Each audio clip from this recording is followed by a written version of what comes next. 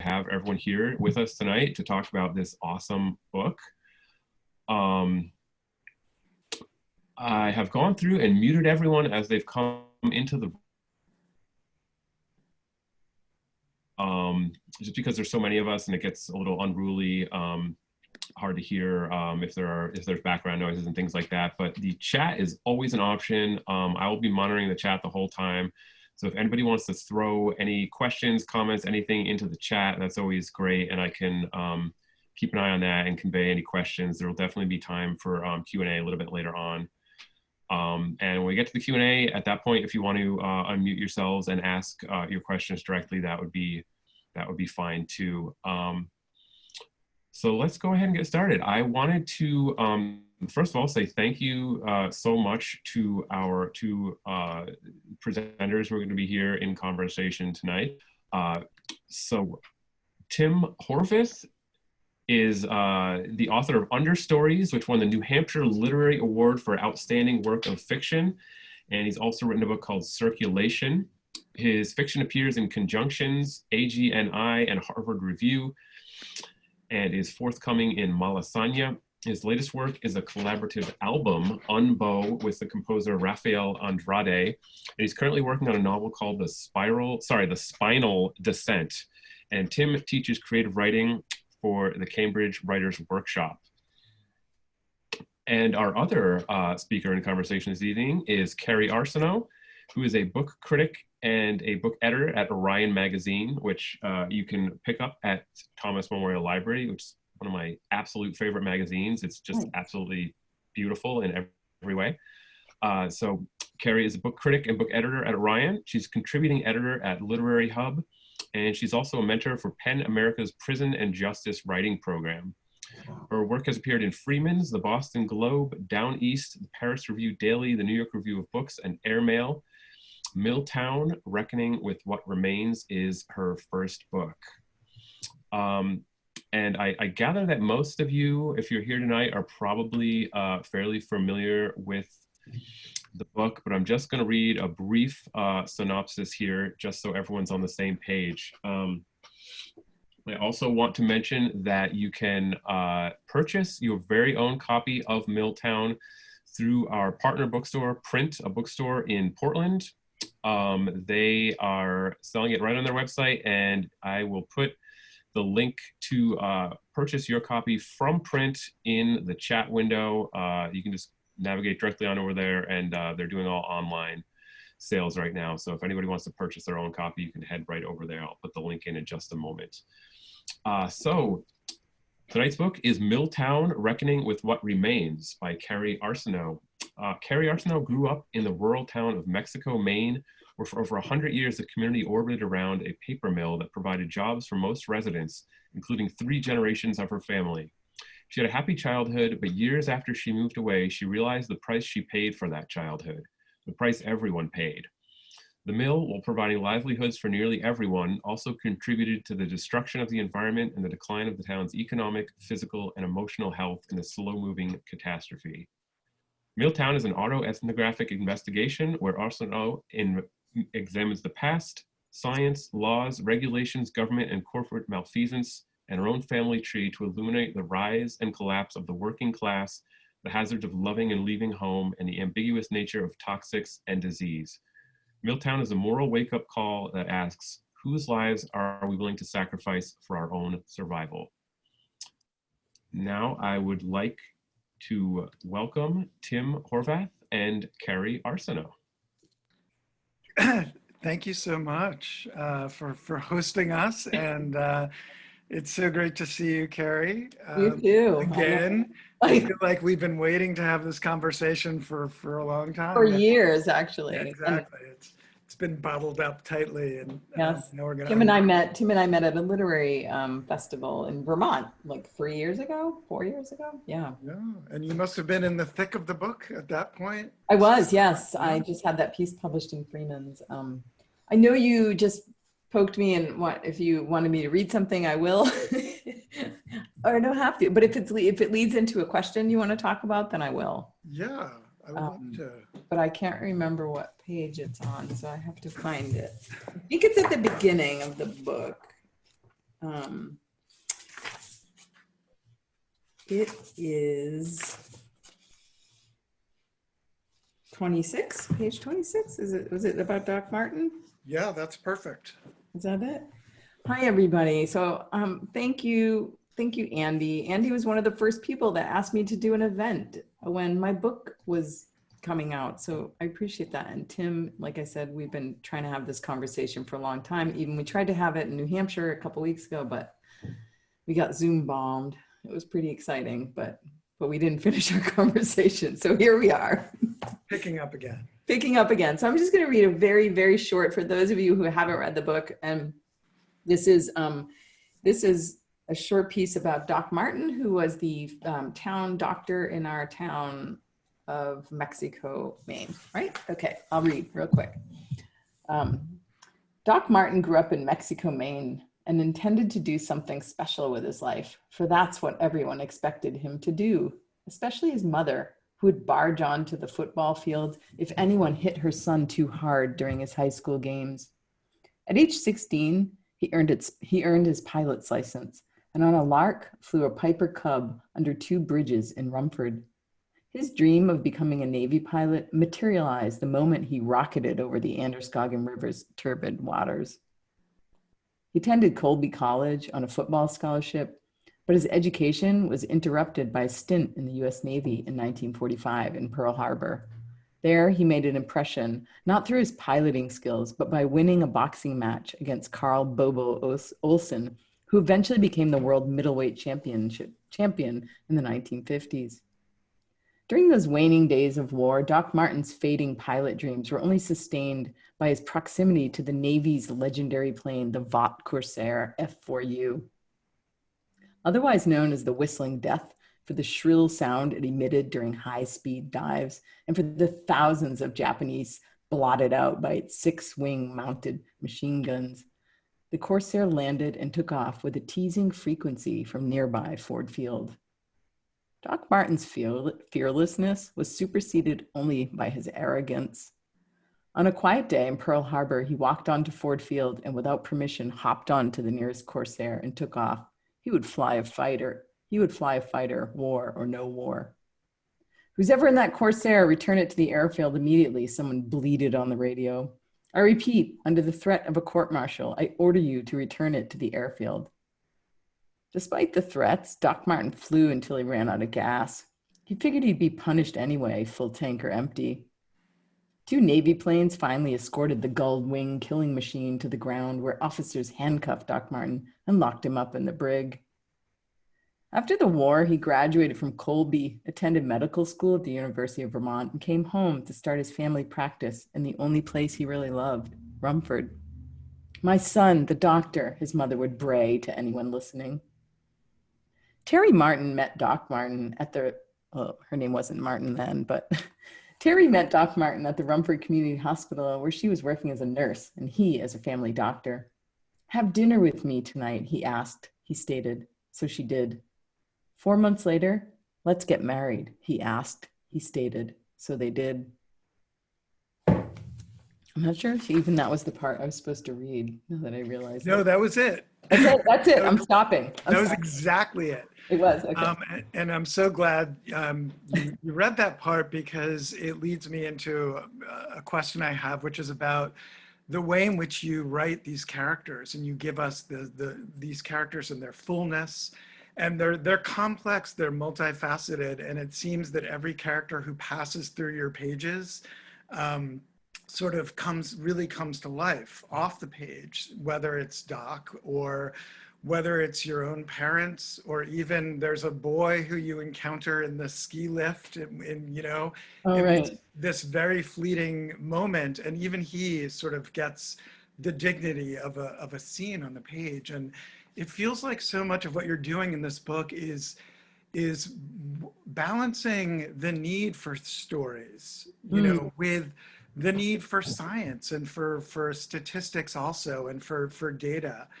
And I'm wondering how you strike that balance, and also how you make sure that you're getting these people to sort of to feel real and alive on the page.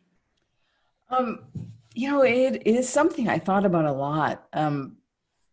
You know, early readers would read things and it was too sciencey, but I, you know, writing in I'm going to call this an environmental literature for lack of a better term. And writing environmental literature is a really tricky thing to do because things that happen in the environment happen really slowly, and it's a very slow kind of violence that happens, whether it's a toxic thing that's lingering in the air and killing people slowly over decades, or if it's climate change, which is like, you know, takes geologic time. I mean, right now it's happening faster, but those stories are kind of hard to write. There's no real natural story arc for that. It's kind of a flat line of like a creeping, insidious horror, right?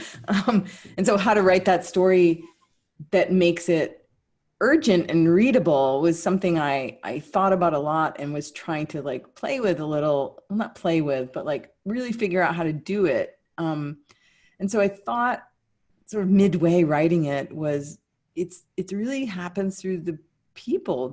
Because all this stuff that's happening is happening to humans, and humans are going to read this book, right? So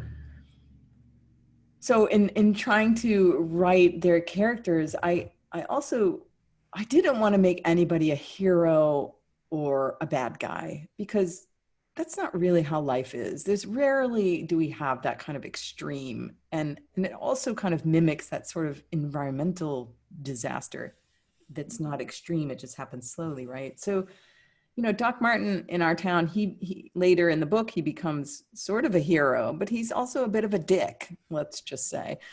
He's emotionally abusive to his wife, but he's also doing the right things sort of for the community. So what I did was I just really wanted to be empathetic, I think, and I think that's what comes out is, and I realized that in telling environmental stories, it helps to be empathetic to the humans and the landscape, and like to really love it. And if you don't, then it's going to be very sciencey, or very like, it could be shrill, it could be scary, terrifying. You know, we read a lot of environmental stories that are like scary. This one might be scary, but it's in a different way, I think, in that slow way. Does that make sense? Absolutely. I mean, and I think that love of the landscape that you allude to comes through so strongly in the book. I mean, there's a moment on page 139 where you say, "I'm tethered to Maine by this sense of belonging, but also by a sometimes paralyzing ambivalence I wrestle to understand, an inexplicable love for Maine and what it represents, even if some of those things are false." Yeah. And I found that to be such an amazing distillation of the really sort of, you know, the ambivalence that runs throughout this book about so many things. Right. And, you know, so I think ambivalence, and ambivalence, because again, back to like, nobody's a bad guy and nobody's a hero. There's a lot of gray areas, I think, that don't get interrogated in this kind of literature, right? So I think my story and the structure and the telling of the story, I was trying to mirror that feeling. Yeah. That makes sense. Yeah. Absolutely. Absolutely. I mean, there's also a sense that I got throughout it, like sort of how far back do you have to go in order to tell a story? And this book really sends you like, you know, 15th century or something, yeah, 14th, yeah, 16th. exactly. And it sends you to many different countries.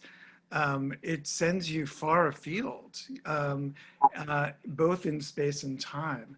And I'm wondering about sort of that, like, how did you figure out, okay, this is where I'm going to start. This is where I'm going to sort of trace the roots of, you know, of this phenomenon and these people who came to this Milltown because it was their best option. Right. I mean, I start literally on chapter 1 on the porch of my house where I grew up. And right. I think that most journeys start from home, right? And I thought that's where or at least this journey, but a lot do. I mean, no matter if you love or hate your home, and this is what it's Hello, Susan. And that's what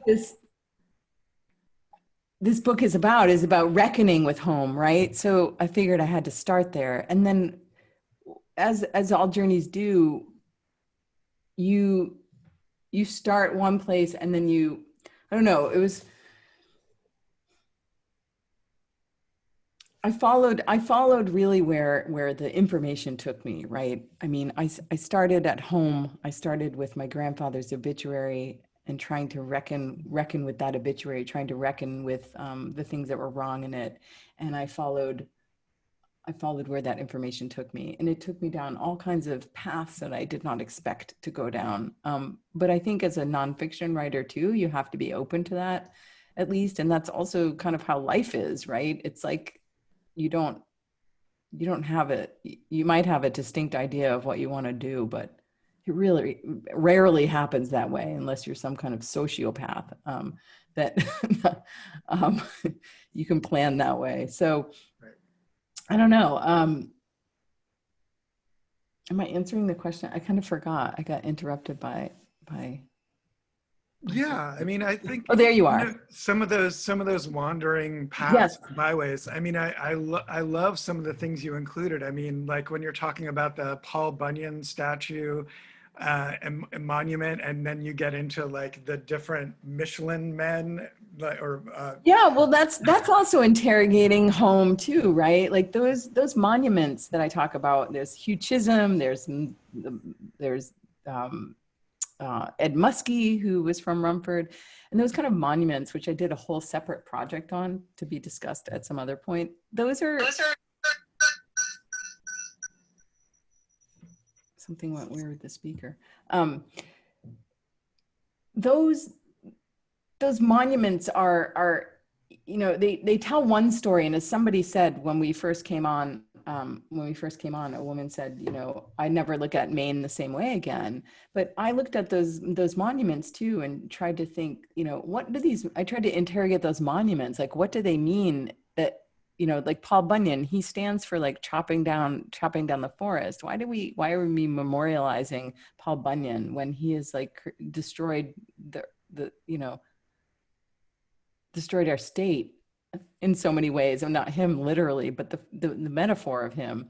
So, I mean, all those paths, they seem kind of random, but once I went down them and I came up against something like a Paul Bunyan, I thought, oh, this is really strange. I've looked at this guy my whole life and I've never really thought about what he meant or how he affected our town, when in fact Ed Muskie, who penned the Clean Air and Clean Water Act, he also came from our town, and he was an actual giant in real life. I think he was like 6'4" or 5 or something. Oh, wow. So I'm like, why don't we have a statue of him instead of Paul Bunyan? Like the two guys could have had like a David and Goliath fight or something. I could just picture it and like doing statues, right? Like, but Muskie's gravestone is like looks like gravestone. Memorial is like a gravestone anyway. So yeah, so those things, I went down those paths, but I also realized they were telling me something about this place, this landscape, and to really think about what that meant.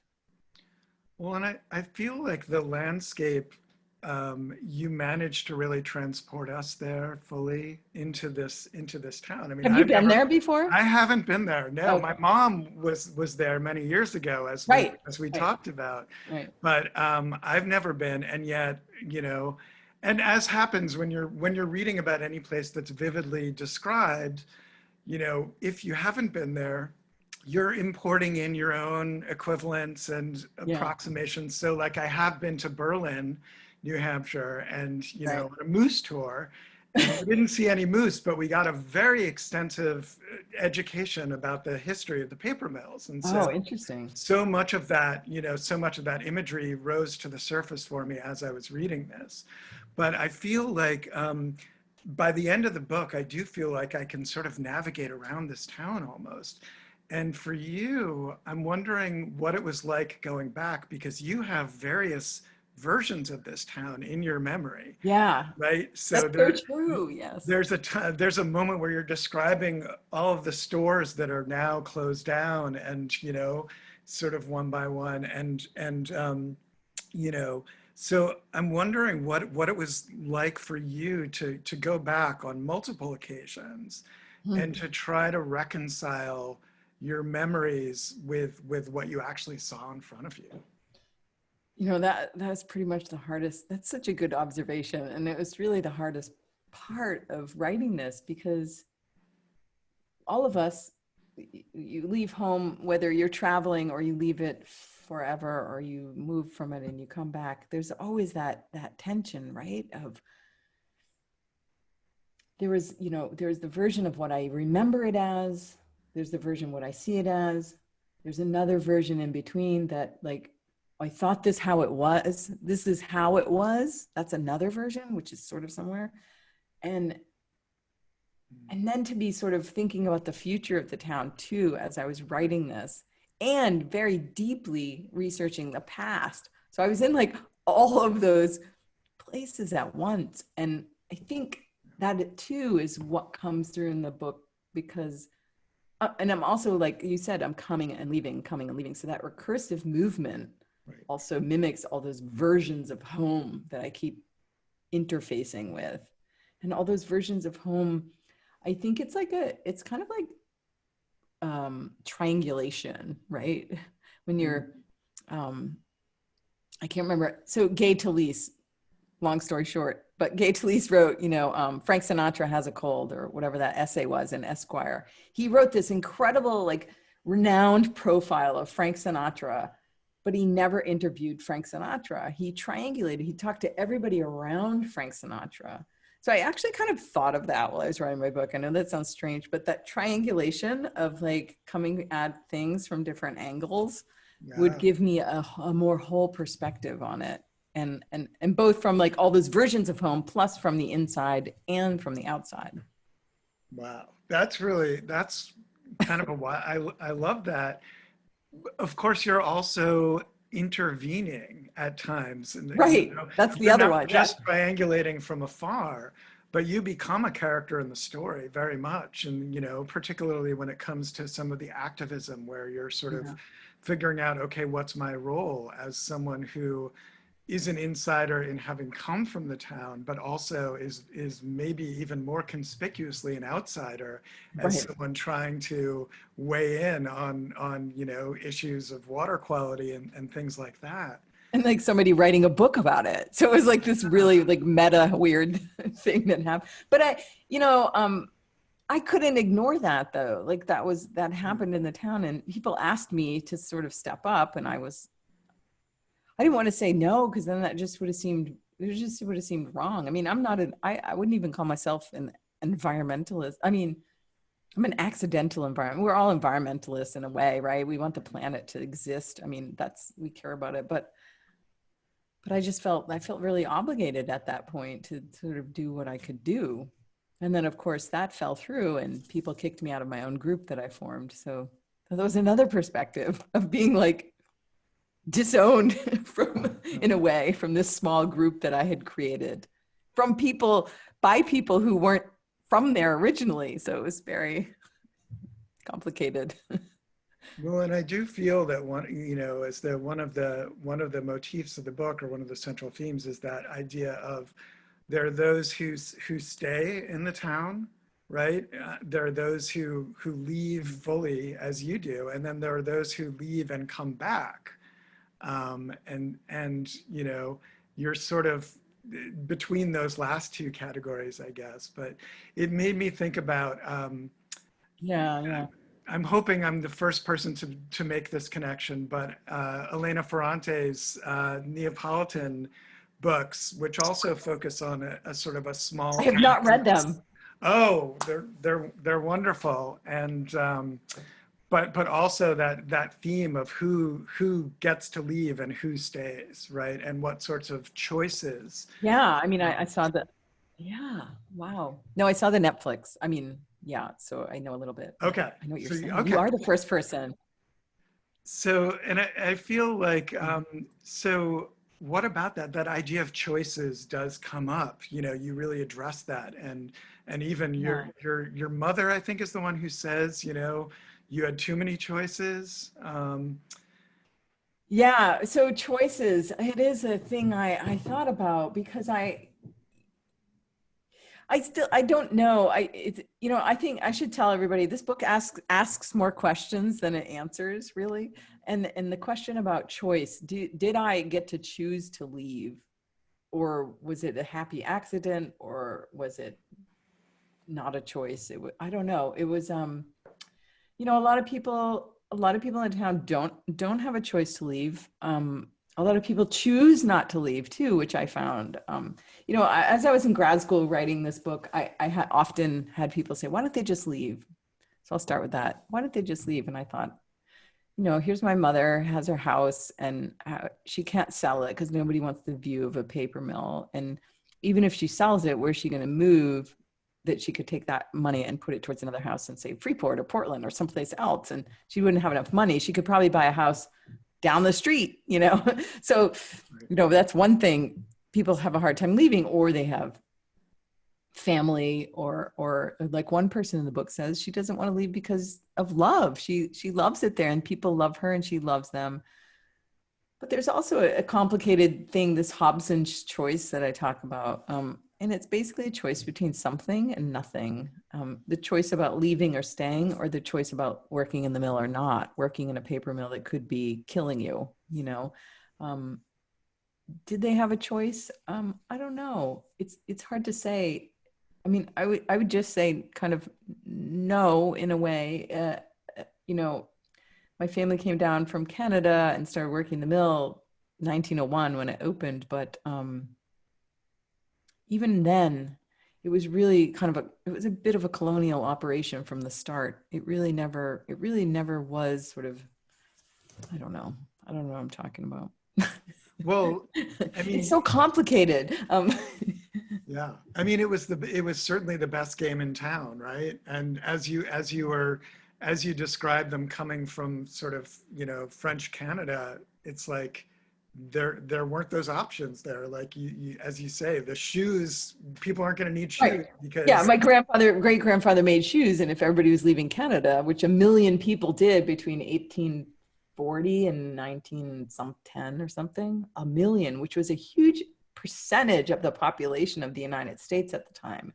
And people don't really know that. It's they had a huge impact on the industrialization of America, New England, and the factories and manufacturing. But yeah, they didn't have a choice there, and then they moved there to make more money. And then how could they leave that kind of money? They had health insurance, they had pensions, they had good life, they made good money, and not a lot of education. And plus, it's such an isolated, where are you going to go? It's kind of the same dilemma my mother probably faced when she wanted to sell her house.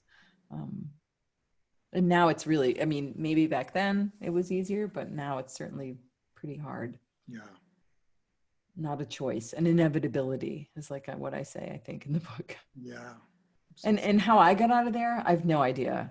Well, you talked at one point in a Lit Hub essay, you talk about having held 86 different jobs over the yeah, years. that was the New York Review of Books. Yeah. Yeah, that's right.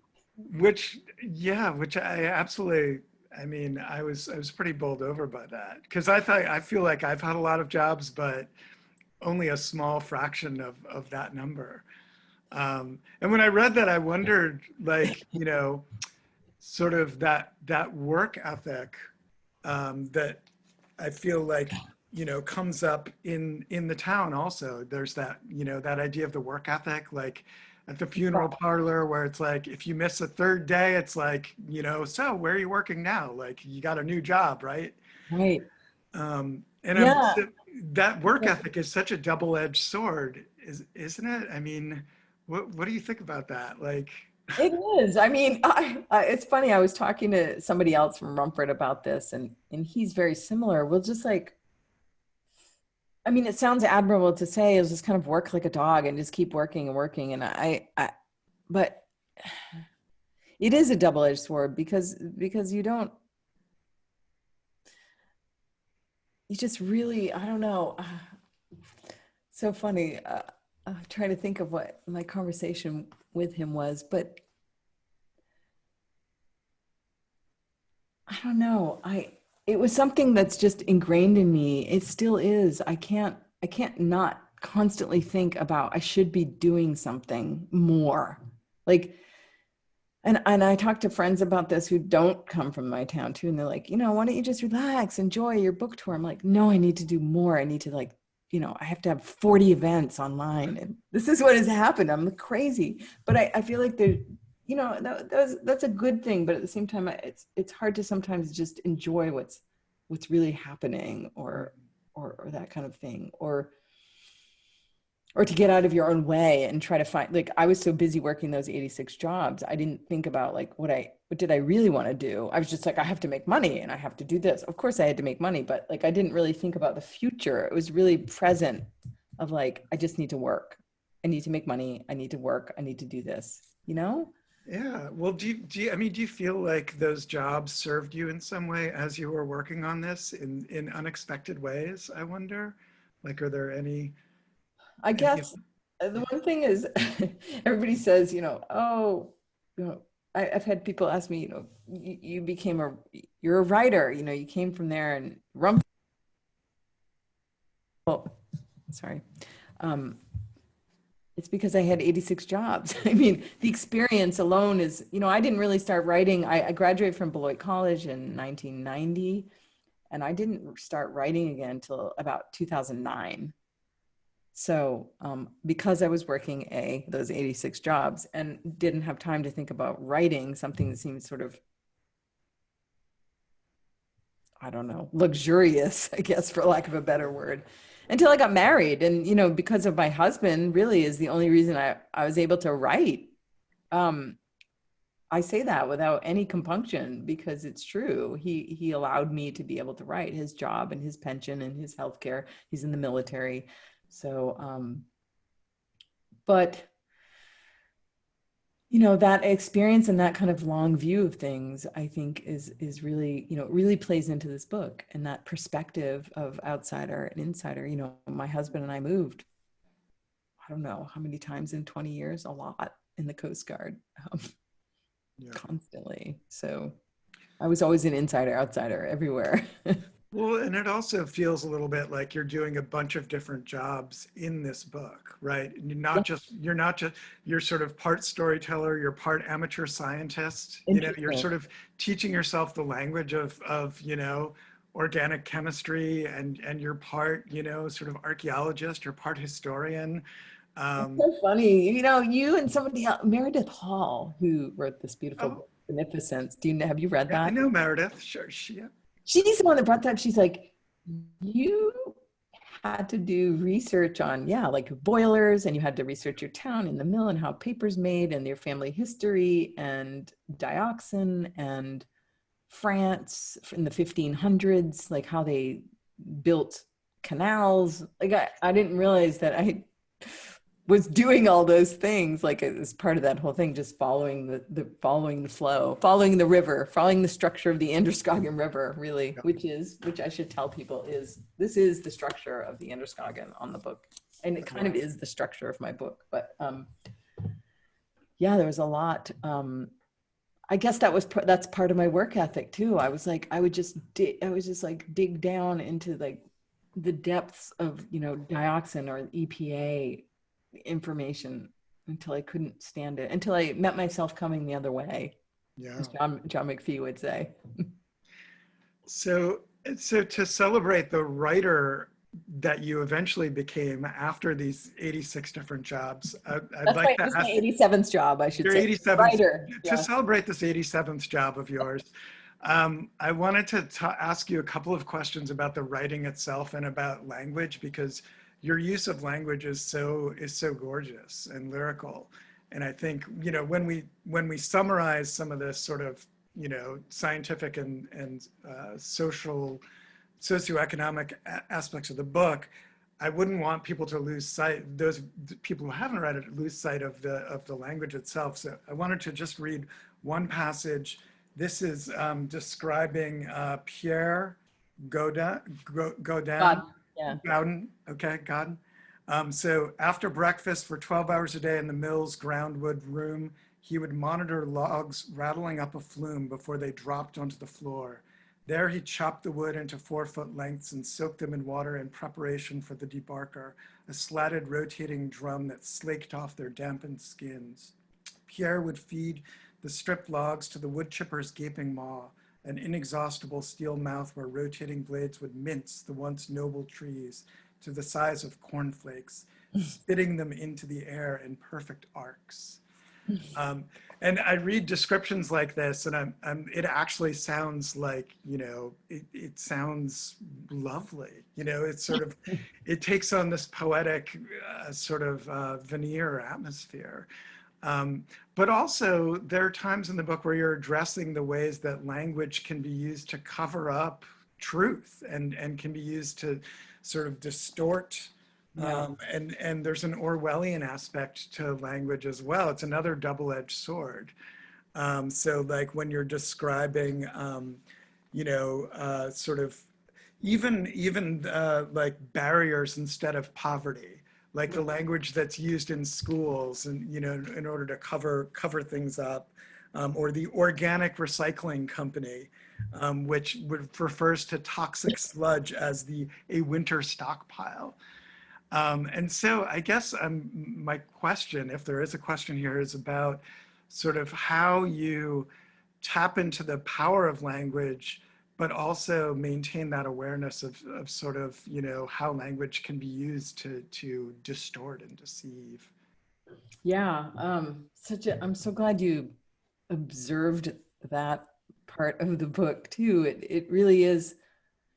I think the whole book is really an interrogation of language in and of itself, and of meaning and of definition and of like the word choice we were talking about. That's why I'm having a hard time in like enunciating what I mean by it, because like the whole book is sort of about choice, or the book is about pride, or, like really hammering down into words, like to try to understand what they mean. And it's also part of saying, or Paul Bunyan or anything. Like, I just really wanted to like go as far as I could go into a word or a monument or a memorial or some kind of definition to really sort of dredge up, no pun intended, like all the meanings, so that people can sort of look at it. If you dredge everything up and it's just all floating there, maybe you can connect the dots in your own way, right? To say, or start questioning things yourself, because for a long time, we didn't question things in our town. And people still don't. Some people do, and they don't for various reasons. I'm not judging for that, but I think this dredging and this sort of gives a little bit of permission, and it has, and I say that only because people have written to me and said that, like, they feel like it has given them permission to sort of talk about it, or that they're happy that I told this story, and they feel it's seen. And so I think really dredging and taking apart language in and of itself was really important to me. And I'm really glad that you noticed that.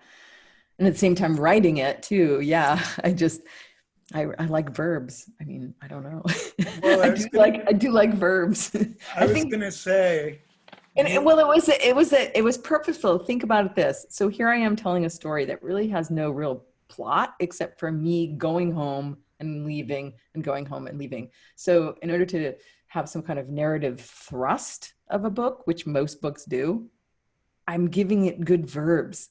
Like, that's what's moving the book. It's almost like part of the flow of this river. I know that sounds a little corny, but it's like I had to have movement in it. So I really just chose my verbs carefully to move the book.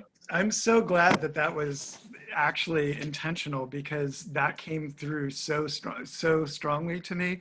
There's one paragraph where you use marshalling, julienning her fingertips. Is that even how you pronounce that word? Yeah, julienne. Yeah. The paper. Cooking, yeah. Decimated, vandalized, whooshed, bore a bobbing crop. And then you describe poison ivy as dithering. I'm like, that's the best description of poison ivy. I'm never going to be able to see poison ivy again without thinking, stop your dithering. Stop your dithering on the edge of the woods. Exactly. But you noticed that. Oh my God. Absolutely. The verbs, the verbs alone are worth the price of admission, much less leading you to everything else. Well, I guess I'll pose one more question, and then maybe we can open things up. I think maybe Yeah, a good like time. So I guess that anecdote that somebody said that you were giving them permission to talk about these things, and they were grateful for that. And I mean, you've done like 1 million conversations about this book in the past. All different though, very different. Yeah. But conversation is really important, and silence, I think, is a major sort of hurdle or obstacle, as well as being a motif in this book. Like the things that sort of, even people falling silent when you're trying to have conversations, in the writing of the book, where there's a moment, I think there's a bite into a stick of celery. Oh, right.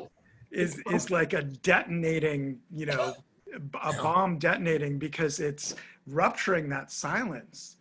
And so I guess, as you've, sort of, now that you've had all of these conversations, and I'm wondering, like, what does it take to break these silences, and what sorts of conversations would you like to see sort of emerging going forward, based on what you've written?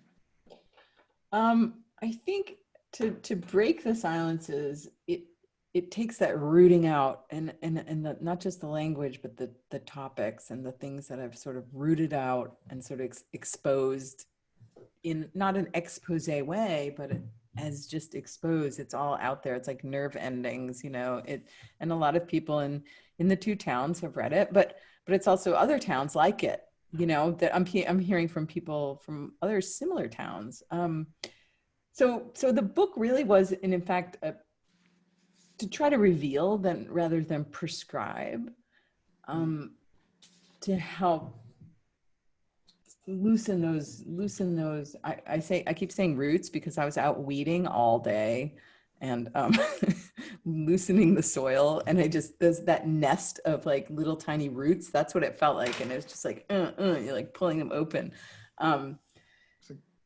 Yeah, it really was exactly what happened. And that's not to say everybody is like willing to talk about it. I mean, there's this other project, there's a couple other sort of tangential projects that I'm working on that came through a grant from the Architect League of New York. And one is of this, if anybody hears from Mexico or Rumford, there's this, I could start a cancer yearbook on my website. And what I would like to do is have people tell me their cancer story and put their picture up. Because I think if we have this, and it's all just like little yearbook headshots and everybody's little name and your story, I got cancer, this, that, or whatever, or your father, you can be a witness to somebody. But that kind of thing shows that like, this is not in everybody's imagination. This is happening to real people in real time, or it's happened in the past, and it continues to happen in the future. And that if that's there and it's like thousands of people, how can it be ignored? That's one thing. Another project too is this idea of these monuments that a friend of mine who's a graphic designer worked on this project when we made a new map of Mexico and Rumford, a new tourist map, and that's going to be published. I don't know when this is all. It's going to be soon, probably within a month. But we interrogate those monuments, and then we come up with other monuments. Oh, wow! Because the environmental, I think. The environment, the monuments, a lot of them, at least in our town, are they memorialize resource extraction, and they don't memorialize the consequences of that resource extraction, right? So say we have a bust of Hugh Chisholm, who is the owner of the paper mill. It's great. He did a lot for our town. But, where's the bust of like all our grandfathers that helped build the mill and died from it, or something? It's just like these kind of wacky ideas that I have. But if these monuments, or if Ed Muskie was Paul Bunyan or something, you just dressed him as Ed Muskie instead of Paul Bunyan. If people were made to face these kind of monuments, then it would be hard to forget what has happened, and therefore maybe they would do something about it. Yeah, I mean, the idea of a monument as actually like sort of inciting reflection rather than just sort of mythology. Memorializing, right? Yeah, yeah, rather than or Like a mythology. dead past, you know, or Yeah. like even like the landfill. Like Mhm. nobody, that's not memorialized. Should it be? Maybe a big sign that says, here is a bunch of toxic waste, so that you drive by it every day, and maybe it's a big flashing sign, you Right. know, because then you can't ignore it. And if and it's easy, a landfill looks like a mound of dirt or a piece of grass, you know, and so easy to forget. um so Yeah, those are some of the ideas. They're a that's bit great. wacky, but those are some of the ideas I have. I mean, I was just in Salem, Massachusetts this past weekend and at an exhibition on the witch trials at the Peabody Essex, which is great. It was a great exhibit, but I didn't realize that the first memorial that actually acknowledged the accused wasn't, it took them until Ah, 2000 to, you know, to right. actually build that in the town. And that's something that, you know, I feel like there's this crazy lag that happens between where we're willing to actually sort of, you know, come to terms with our history and actually sort of pay Well, tribute to it. it's the same idea with, you know, I look at the Old Man of the Mountain in New Hampshire, which a lot Mm, of people here are familiar with. That too, he's now the new his face fell off, so he's no longer a thing. But now they triangulate, right? It's that idea of triangulation and looking at something in a new way, looking at Maine, looking at your home, looking at yourself, looking at your identity. You know, those are all the things that I'm doing in the book, and sort of the sort of, maybe they seem random, like tributaries that I go down are really just part of that triangulation. right. Yeah. And I think that in particular, the Old Man in the Mountain becomes a kind of a guiding metaphor for the entire book and for your quest to sort of see what was there, but also see, you know, what isn't Reckon there. with what, yeah, reckon with what remains. The only thing that remains is like his broken off face, right? Yeah, And to see both the reality and the illusion at once. yeah, exactly. Yeah. Um, Somebody wrote to me privately, so I just want to say, I think that this person meant to say it publicly. oh, Unless you have another question, I mean, we can keep talking too, but do we want to open things up to questions from anyone? I'm going to say this is Francis Walsh. Said, in thinking about how a place town was and how a place town is or will be in the future without the built environment and the economic engines of the mill that employed so many and kept the town vibrant, what do you feel is the importance of providing for a place marker or what existed in the community and now is gone? Okay, so I just answered that. I think that was before. And then he followed up with, do you or the people of Rumford consider Strathglass Park as a monument to Hugh Chisholm? Yeah, it's sort of, I think Strathglass Park, for anybody who doesn't know, was built by Hugh Chisholm. It was housing for the mill workers. And it's beautiful, all these brick houses. And I do think it's a monument of a kind, not to Hugh Chisholm, but maybe just to labor in and of itself. And it would be, I didn't interrogate that monument, but it would be interesting to think about what could be done. Like maybe that could be housing for something better now, or, you know, I don't know, name it. Or yeah, yeah. But right now it's kind of, a lot of the homes are in really bad disrepair. It's really kind of sad. Hmm. Do people want to type more questions into the chat, or can people unmute themselves even? Yeah, I think we could do either. I wanted to throw out a very specific conversation or a very specific question that I've been wondering about ever since back last winter when I first contacted Keri about coming to the library to talk about the book. I had read the description of the book, read the excerpt that was in the magazine, and it was kind of described as a hillbilly elegy for Maine. Mm. and then I saw that it was coming out September 1st, and it seemed, and I mean, I'm sure that was outside your control, but it just seemed to me to line up so neatly, like 2 months before the election. And now I've seen your book on all sorts of lists of, you know, top 20 books to read before the election or to understand the election, in the company with, like, you know, Ibram Kendi and Michelle Alexander and, you know, Noam Chomsky, and like really just gigantic names of, you know, public intellectuals, and explaining our country and what's going on. So I wonder, A, what is it like to, like, that's a tremendous amount of pressure, I would imagine. So what is that like to sort of have that mantle put upon you? And also, do you think that you have gained a better insight into where our country is going or has gone over the last, you know, I'll say 4 years, but, you know, longer than that. But I'm wondering if you feel that you have a deeper insight to offer to the country that has been wondering for the last 4 years, like, what's going on? Yeah, I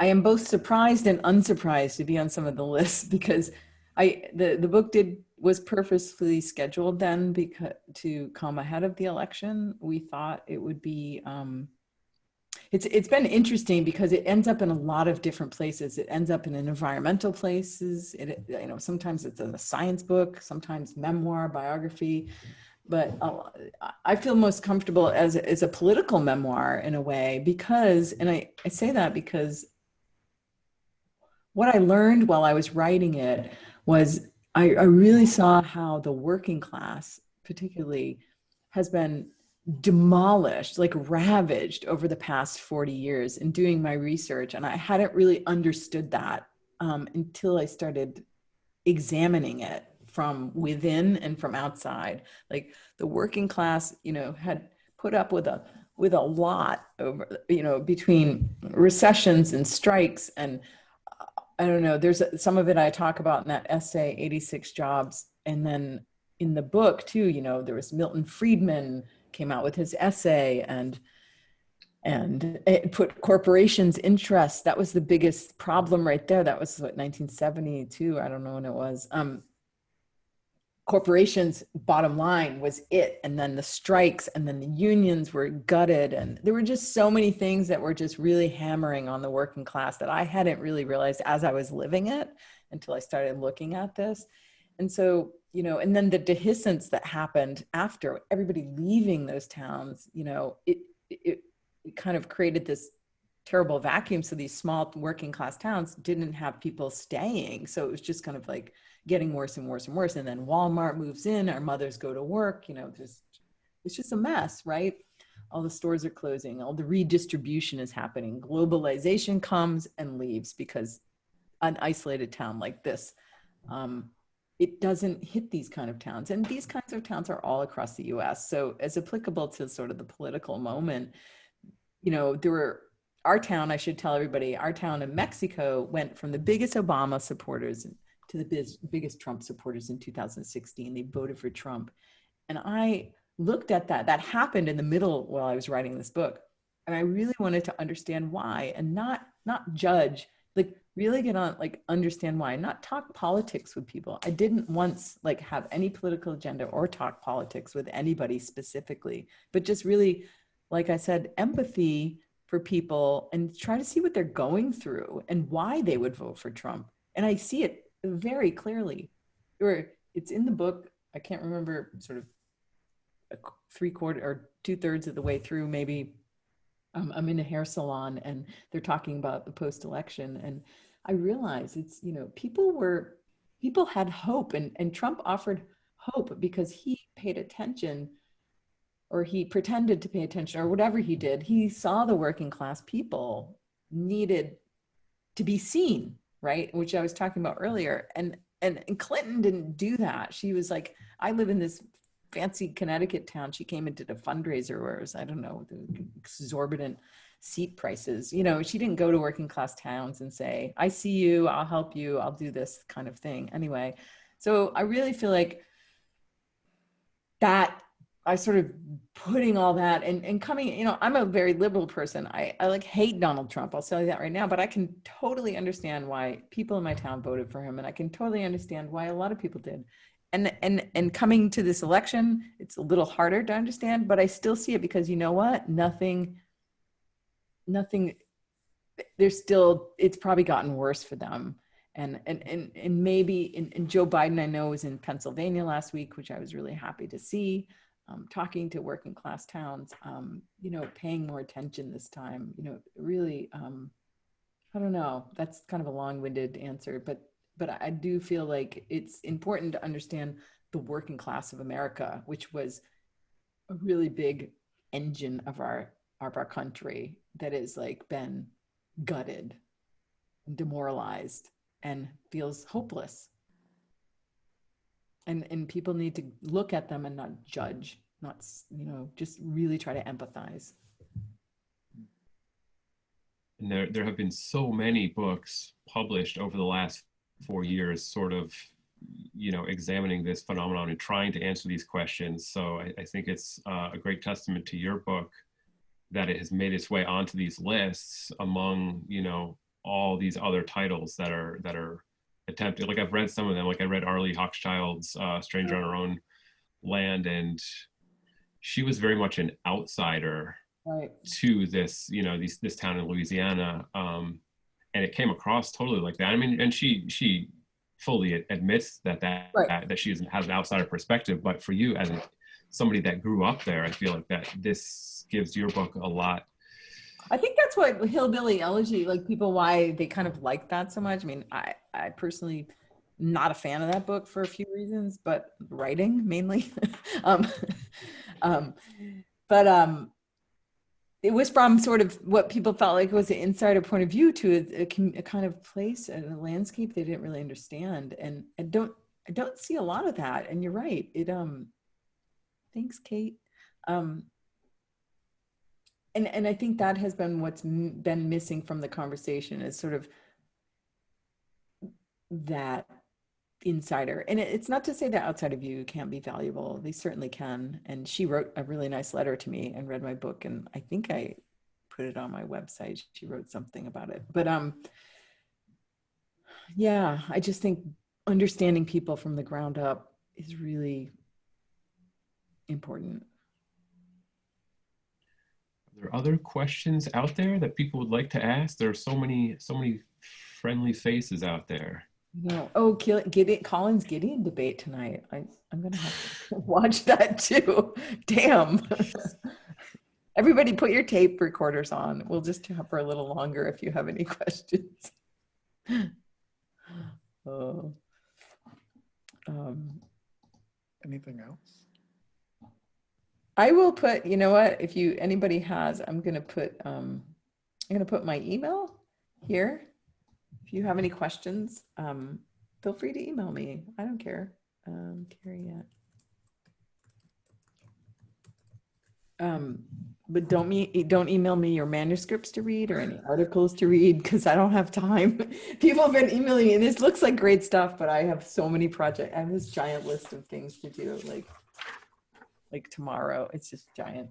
And plus I put off things. This book took me 10 years to write, so I've put things off for 10 years, like washing my sweaters, which basically took me a whole week. So I have a lot to do.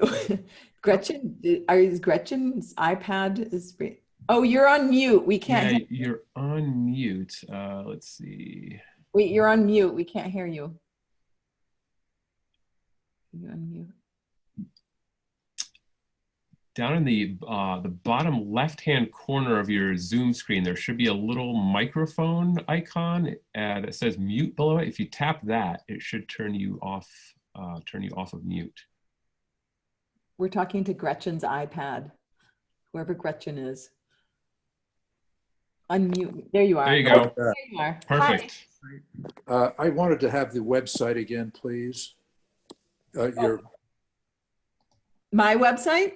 Well, the one that you just put up. Oh, yes. Here, it's my email, and I'll put my website too. I want to talk to you about coming and talking to two libraries that I'm affiliated with. Great. I'd love to. But the other thing I wanted to tell very quickly is I worked for the Rumford Mill for 37 years. Oh, wow. Tell I was us. in sales and marketing. So I spent most of my time away from the mill itself, although I visited many times with customers and so forth. But I love all the historical references. I know a lot of the people in your book. I made a list of them. I'm only halfway through the book, but I started it yesterday. Oh, But I think it's wonderful that you're doing it. It's a great community, and you're doing a great service to the people of Maine. So, thank and you. I will contact you if you can give me that. Yep, I stuck it right down there, and it's on my website too. Okay. Thank you. Okay, thank you very much. It's a wonderful presentation. Enjoyed it. Thank you. I just want to add, I think that that is also part of why your book is resonating with people, is because I feel like you've made yourself really available to the public, and like it's like the Cancer Yearbook, and like I just feel like you're very upfront and very open and very accessible with people, and like most authors don't, you know, invite, like I was at the print event that you did back in September. And you did a sort of like, you organize your own Zoom after their Zoom, where people could come and ask other questions. And like most authors don't put their email in the chat, you know, encouraging people to contact them with their stories. And I just feel like that lends such a sense of realness to the story. And I feel like that must really resonate with readers. You know, it was because of this damn pandemic. I really wanted to drive to small towns throughout New England and go to like VFWs and listen to people more than like talk to people. Do you know? I really wanted to share my story, but I wanted them to share theirs to me. And it's a little bit hard on a Zoom call, which is why I feel like I can give them my email and we can talk offline. And, you know, that's been a little disappointing because not everybody that I'm writing about too has access. You know, I can't even do an event in Rumford yet because I've been talking to the librarian and she says there's so many people there that don't have like computers or, you know, good internet service, or, you know, so it would be a bummer for those people. So we're kind of trying to figure something out, like waiting till, you know, the pandemic is over. And there's a lot of little places like that that I'm going to miss, but I might be going next summer with Jed Coffin. Do you know him? He's a Maine writer. He's doing a little Maine library tour. He invited me along and I'm so excited. I hope we get to do it. Like just go to little libraries in Maine. It's so exciting. One of many things to look forward to. I hope so. And the Italian version of my book. Italy bought the rights to the book. So Congrats. That's very cool. yeah. Especially Italy in the middle of, it was actually right at the beginning of the pandemic, they bought it. So I was like, yes. Well, I want to thank Tim so much, and Keri, I want to thank you both so much for being here for this event, for coming and Zooming with us, and for the wonderful conversation. And I just want to remind everyone that you can get the book through your local library and also through Print Bookstore over here in Portland. The link is right in the chat. And thank you so much, Tim. Thank you so much, Keri. It was really great to have you guys here. Thank you. This was Thank you. Thank you for hosting us. Thanks everyone for coming. Keri, thank you for doing the 87th job. We really appreciate it. And thanks for all your work on this. Yeah, I know you carefully read it too. A pleasure, absolute pleasure. Okay, looking forward to hoisting a beer with you someday soon. Definitely.